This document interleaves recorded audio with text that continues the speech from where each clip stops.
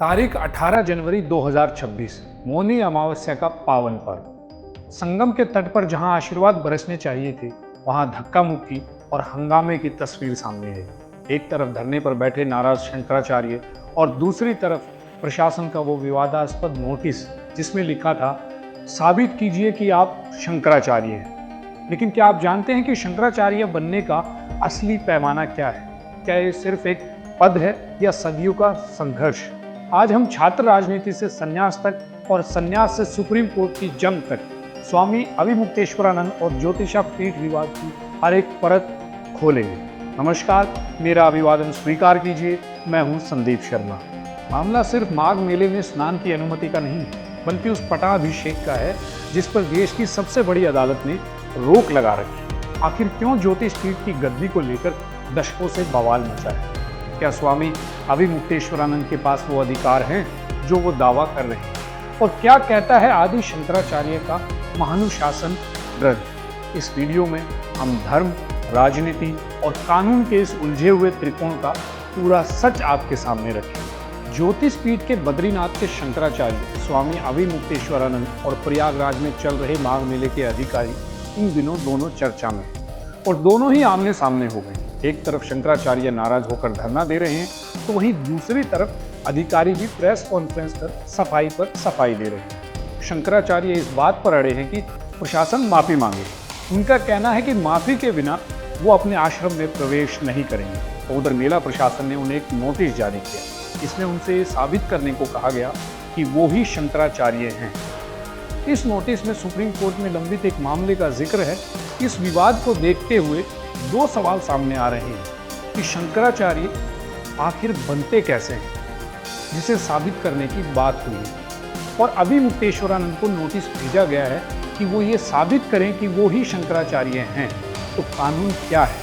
आइए विस्तार से समझते हैं पूरी बात को। कौन होते हैं शंकराचार्य? हिंदू धर्म में गुरु शिष्य परंपरा प्राचीन समय से चली आ रही है। इस परंपरा को आगे बढ़ाते हुए आदि शंकराचार्य ने ज्ञान का प्रचार प्रसार किया। धार्मिक मतानुसार आदि शंकराचार्य ने ही मठों की शुरुआत की और हिंदू धार्मिक और आध्यात्मिक परंपराओं को आगे बढ़ाने का काम किया। आदि शंकराचार्य ने 4 शिष्य बनाए और उन्हें देश के अलग अलग कोनों में स्थित मठों की जिम्मेदारी सौंपी। इन मठों के प्रमुख को ही आज के समय में शंकराचार्य का दर्जा प्राप्त होता है। आइए अब जानते हैं शंकराचार्य आखिर बनते कैसे। शंकराचार्य बनने के नियमों के बारे में आदि शंकराचार्य ने महानुशासन ग्रंथ में बताया है। शंकराचार्य बनने की पहली शर्त यह है कि व्यक्ति को सन्यासी होना चाहिए। सन्यासी बनने के लिए गृहस्थ जीवन का त्याग, मुंडन, अपना पिंडदान और रुद्राक्ष धारण करना बेहद जरूरी है। उसे दर्शन, वेद, उपनिषदों और संस्कृत का प्रकांड विद्वान होना चाहिए। चारों वेद और 6 वेदांगों का ज्ञाता होना चाहिए। दूसरी शर्त यह है कि व्यक्ति ने आजीवन ब्रह्मचर्या का पालन किया हो। इसके अलावा तन मन से पवित्र, जिसने अपनी इंद्रियों को जीत लिया। तीसरी शर्त, पूर्व शंकराचार्य होने वाले शंकराचार्यों का चुनाव करें। पीठासीन शंकराचार्य अपने सबसे योग्य शिष्य का चुनाव शंकराचार्य बनने के लिए करते हैं। शंकराचार्यों के प्रमुखों, आचार्य महामंडलेश्वरों, प्रतिष्ठित संतों की सभा की सहमति और काशी विद्वत परिषद की मुहर के बाद शंकराचार्य की पदवी मिलती है। उत्तराधिकारी के नाम पर काशी विद्वत परिषद और अन्य विद्वान शंकराचार्यों की भी सहमति होनी चाहिए। अब बात करते हैं भारत में कितने शंकराचार्य हैं। उड़ीसा के पुरी में गोवर्धन मठ, जिसके शंकराचार्य निश्चलानंद सरस्वती हैं। गुजरात में द्वारका धाम में शारदा मठ, जिसके शंकराचार्य सदानंद सरस्वती हैं। उत्तराखंड के बद्रिका आश्रम में ज्योतिर्मठ, जिसके शंकराचार्य स्वामी अविमुक्तेश्वरानंद। दक्षिण भारत के रामेश्वरम में श्रृंगेरी मठ, जिसके शंकराचार्य जगत गुरु भारती तीर्थ। अब बात करते हैं स्वामी अविमुक्तेश्वरानंद और कानूनी विवाद की। माघ मेला प्रशासन ने स्वामी अविमुक्तेश्वरानंद से क्या पूछा है कि उन्होंने अपने नाम के आगे शंकराचार्य क्यों लगाया है। मेला प्राधिकरण के नोटिस में सुप्रीम कोर्ट में विचाराधीन एक मामले का जिक्र है। मेला प्रशासन का कहना है कि अभी तक इस मामले में कोई आदेश पारित नहीं हुआ है। ऐसे में कोई भी धर्माचार्य ज्योतिष पीठ के शंकराचार्य के रूप में पटाभिषेकित नहीं हो सकता। बावजूद इसके स्वामी अविमुक्तेश्वरानंद ने मेला क्षेत्र में लगे शिविर के बोर्ड पर अपने नाम के आगे शंकराचार्य अंकित किया है। पत्र में सुप्रीम कोर्ट में विचाराधीन ब्रह्मलीन ज्योतिष पीठ के शंकराचार्य स्वामी स्वरूपानंद सरस्वती और स्वामी वासुदेवानंद सरस्वती के लंबित मुकदमे का जिक्र किया गया है। नोटिस प्रयागराज मेला प्राधिकरण के उपाध्यक्ष की ओर से जारी किया गया है। सुप्रीम कोर्ट के प्रार्थना पत्र के उपरोक्त खंड को स्वीकार करते हुए 14 अक्टूबर 2022 को एक आदेश दिया गया था। नोटिस में कहा गया है कि इस अपील संख्या ताजा स्थिति के रूप में कोई अन्य आदेश पारित नहीं हुआ है। ये मामला सुप्रीम कोर्ट में विचाराधीन है। जब तक सुप्रीम कोर्ट की ओर से अपील पर कोई जवाब या आदेश नहीं दिया जाता है या कोई अग्रिम आदेश पटाभिषेक के मामले में पारित नहीं होता है, तब तक कोई भी धर्माचार्य ज्योतिष पीठ के शंकराचार्य के तौर पर सुशोभित नहीं हो सकता। ये सुप्रीम कोर्ट के आदेश की अवहेलना है। प्रशासन द्वारा भेजे गए नोटिस पर अविमुक्तेश्वरानंद के वकील पीएन मिश्र ने जवाब में कहा है कि सुप्रीम कोर्ट ने पटाभिषेक पर रोक लगाई, ज्योतिष पीठ का शंकराचार्य लिखने पर नहीं। अविमुक्तेश्वरानंद शंकराचार्य स्वामी स्वरूपानंद सरस्वती के शिष्य हैं। उनके गुरु ने उनके नाम रजिस्टर्ड वसीयत की है और इसी के आधार पर वो शंकराचार्य लिख रहे हैं। आइए अब जानते हैं शंकराचार्य अविमुक्तेश्वरानंद सरस्वती कितने पढ़े लिखे हैं। शंकराचार्य अविमुक्तेश्वरानंद सरस्वती का मूल नाम उमाशंकर उपाध्याय है। 15 अगस्त 1969 को उत्तर प्रदेश के प्रतापगढ़ जिले के पट्टी तहसील के ब्राह्मणपुर गांव में उनका जन्म। ब्राह्मण परिवार, प्राथमिक शिक्षा प्रतापगढ़ में, बाद में धर्म और राजनीति में समान रुचि रखने वाले स्वामी कृपात्री जी महाराज के शिष्य ब्रह्मचारी राम चैतन्य के संपर्क में गुजरात चले गए। ब्रह्मचारी राम चैतन्य के कहने पर उन्होंने संस्कृत की पढ़ाई की। उमाशंकर उपाध्याय ने वाराणसी के मशहूर संपूर्णानंद संस्कृत विश्वविद्यालय से शास्त्री और आचार्य की शिक्षा ग्रहण की। बीएचयू से संस्कृत में स्नातक, बीए और एमए की डिग्री हासिल की। पढ़ाई के दौरान वे छात्र राजनीति में भी सक्रिय रहे। 1994 में उन्होंने छात्र संघ का चुनाव जीता। उन्होंने संस्कृत व्याकरण, वेद पुराण, उपनिषद, आयुर्वेद, वेदांत और अन्य धार्मिक ग्रंथों की गहन पढ़ाई की।